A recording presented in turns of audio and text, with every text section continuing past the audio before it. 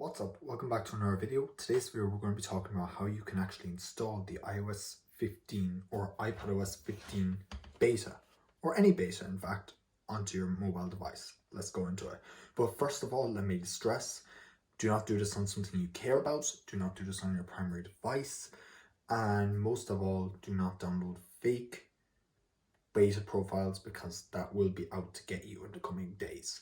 Okay, with those disclaimers done, let's get into it. So what you're going to want to do is you're going to want to go into betaprofiles.com. I'll have it down in the description, and here you'll have access to pretty much every single beta program. You can download the IPSW file, or you can have just a regular file, just download the profile onto your device. If you choose to download the profile onto your device, you'll have to click download profile, and you'll have to click install profile. It'll restart your device, and then you'll have to install the profile.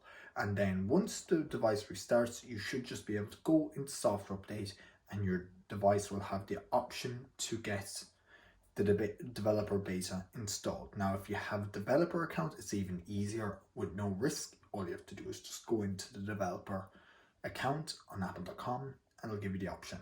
Keep in mind, this is beta 1. It'll not be stable. Do not do this on any account you care about. Do not do this on anything you care about. This iPad literally sits in a drawer like 90% of the year, so that's why I'm doing it on this.